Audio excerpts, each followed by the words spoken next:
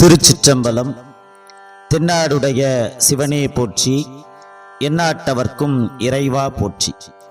அனைத்து அடியார் பெருமக்களுக்கும் சிவனருட்பேரவை யூடியூப் சேனலின் வழியாக அடியேனின் அன்பு கலந்த வணக்கத்தை தெரிவித்துக் கொண்டு இன்றைக்கு தைப்பூசத்தின் பெருமைகள் குறித்து சிந்திக்க முற்படுகின்றோம். தமிழ் கடவுளான முருகன் சூரபதுமனை அழிக்க சக்தியிடம் இருந்து வெற்றிவேலை வாங்கி கையில் ஏந்திய அந்த அற்புத திருநாளே தைப்பூசமாக கொண்டாடப்படுகிறது. முருகப்பெருமானின் திருவிழாக்களில் மிகவும் முக்கியமானதாக தைப்பூசம் போற்றப்படுகிறது. 27 நட்சத்திரங்களில் 8வது நட்சத்திரமானது பூச நட்சத்திரம்.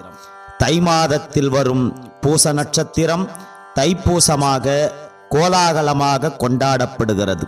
மேலும் தைப்பூசம் வரும் தினம் பௌர்ணமியாகவே இருக்கும்.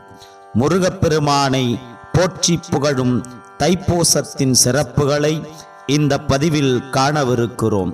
முருகன், குமரன், குகன், வேலன், கந்தன், சரவணன், கார்த்திகேயன், சுப்பிரமணியன், சண்முகன் என்று பல பெயர்களில் அழைக்கப்படும் முருகனுக்கு உகந்தது தைப்பூசத் திருநாள்.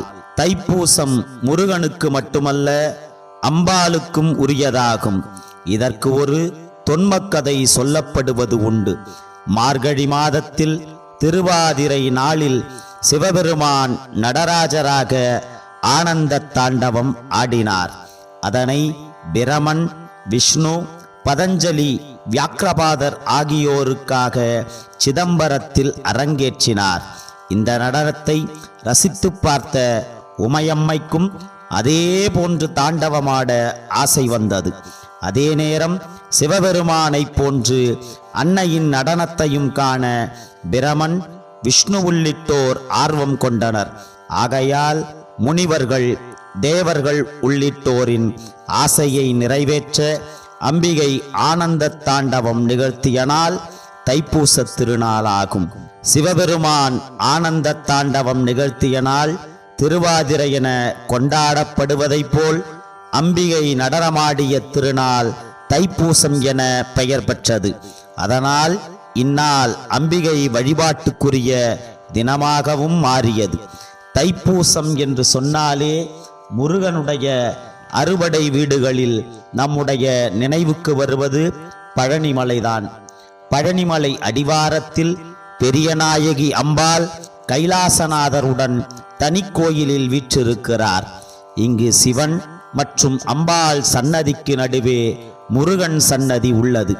எனவே ஆலயத்தின் பிரதான தெய்வங்களாக பெரியநாயகி அம்மனும் சிவபெருமானும் இருந்தாலும் கூட பிரதான வாசலும் கொடிமரமும் முருகன் சன்னதிக்கு எதிரிலேயே அமைந்துள்ளதால் கோயிலுக்குள் வரும் பக்தர்கள் முதலில் முருகனை தரிசித்த பிறகே அம்பாள் மற்றும் சிவனை தரிசிக்க முடியும். காலப்போக்கில் இத்தலத்தின் முக்கிய தெய்வமாக முருகப்பெருமானே மாறினார். மேலும் தைப்பூச விழா பெரியநாயகி அம்மன் கோயிலிலேயே நடத்தப்பட்டு விழாவின் 7ஆம் நாளில் நடக்கும் தேரோட்டமும் இக்கோயிலிலிருந்து புறப்பட்டு வீதி உலா வருகிறது. தைப்பூச நன்னாளில் சிறப்பு வாய்ந்த நிகழ்வுகள் பல நடந்ததாக கூறப்படுகிறது. முருகப்பெருமான் வள்ளியை திருமணம் புரிந்ததால் ஊடல் கொண்ட தெய்வ யானையை சமாதானம் செய்து வள்ளி தெய்வானை சமேதராக காட்சி தந்தது இந்த தைப்பூச நாளில்தான். சூரனை அழிக்க பராசக்தி தன் ஆற்றல் முழுவதையும் ஒன்று திரட்டி வேல் ஒன்றை உருவாக்கி அதை முருகனிடம் கொடுத்த நாள் இந்த தைப்பூச திருநாள்தான். இரண்யவர்மன் எனும் மன்னன் சிதம்பரத்துக்கு வந்து நிறைய திருப்பணிகள் செய்தான். அவன் நடராஜ பெருமானை ஒரு தைப்பூச நாளில்தான் நேருக்கு நேர் சந்திக்கும் பேச்சை பெற்றான். முருகப்பெருமானின் அருள் பெற இருக்கும் விரதங்களில் முக்கிய விரதமாக இருப்பது இந்த தைப்பூச திருநாள்தான். வடலூர் வள்ளல் பெருமான் முக்தி அடைந்ததும் இந்த தைப்பூச திருநாள்தான். திருவிடை மருதூரில் உள்ள காவிரியின் படித்துறைக்கு பூசத்துறை என்றே பெயர். இதற்கு கல்யாண தீர்த்தம் என்ற பெயரும் உண்டு. தைப்பூசத்தன்று சுவாமிகள் அம்பாலும் ரிஷப வாகனத்தில் இப்பூசத்துறைக்கு வந்து தீர்த்தவாரி ஆடுவார்கள். இவை அனைத்திற்கும் மேலாக தைப்பூச விழாவின் சிறப்பை கூற வந்த ஞானசம்பந்த பெருமான் மயிலையில் பூம்பாவையை உயிர்ப்பிக்க பாடிய பதிகத்தில் மைப்பூசும் ஒன்கண் மடநல்லார் மாமயிலை கைப்பூசு நீச்சான் கபாலீச்சரம் அமர்ந்தான் நெய்ப்பூசும் ஒன் புழுக்கள் நேரிடையார் கொண்டாடும் தைப்பூசம் காணாதே போதியோ பூம்பாவா என்று இத்திருநாளின் சிறப்பை பாடியுள்ளார்.